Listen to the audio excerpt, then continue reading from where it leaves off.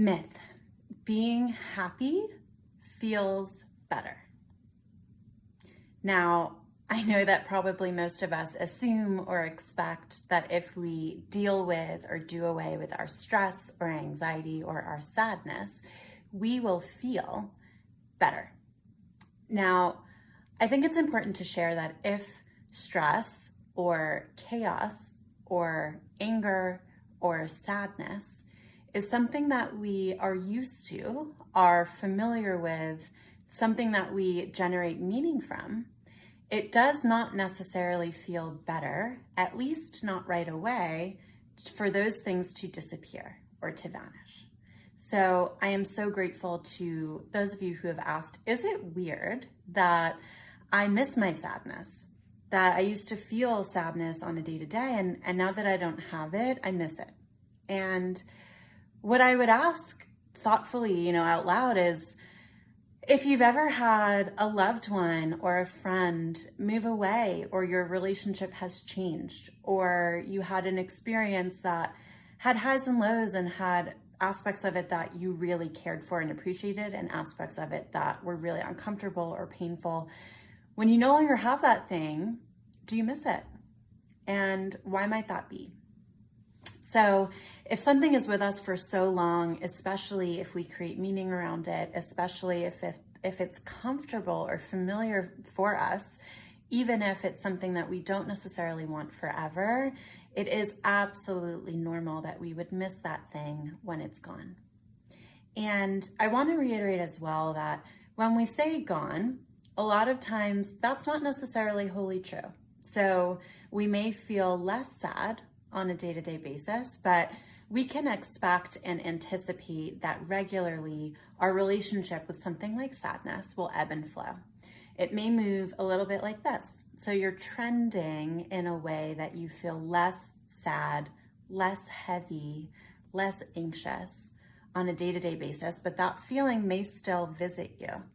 So I want to answer first and foremost that it is not weird. It is absolutely normal. I'm so glad that you asked, because it is also normal to think that that's weird, because we are conditioned to think that when we are happy and when things are rainbows and unicorns, everything will be better.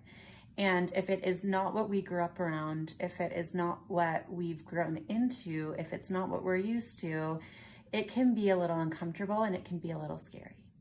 So what I've said before, and I will say again, is it's really important to reflect, sit with how you're feeling, notice any and all of the ebbs and flows and changes as they're changing.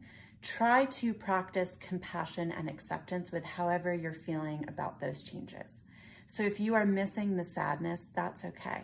And the work is really just to note that that's how you're feeling and allow that feeling to exist. You do not have to be okay with sadness going away right away. And also practice some trust with yourself and your experience that over time, you will create a new normal for yourself. And I know even that term new normal has been thrown around so much with all talks of quarantine and post-quarantine, but in your internal world and in your relationships, you will increasingly, incrementally create a new normal for yourself. Every time we're confronted with change, there is an adjustment period.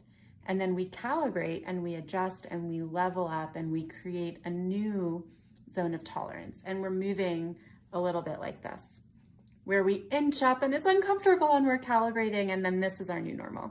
And we inch up, and it's uncomfortable and we're calibrating, and this is our new normal. Until eventually we reach a place that we're consistently exploring with curiosity and care, that we're increasingly comfortable with, and probably pushing ourselves into new lands of relative discomfort or growth edge, and then calibrating and coming back home. So you are not weird. Or if you are, weird is beautiful. I know I'm a little weird, more than average. And thank you so much again for sharing. If anyone has thoughts or comments or questions about your own relationship with how your frequencies and intensities of things like sadness change over time and how your reactions have been over time, Please share in the comments. You never know who you will support or inspire by sharing your own story. And as always, keep the questions coming. We are so looking forward to continuing the conversation, and we can't wait to see you soon. Bye.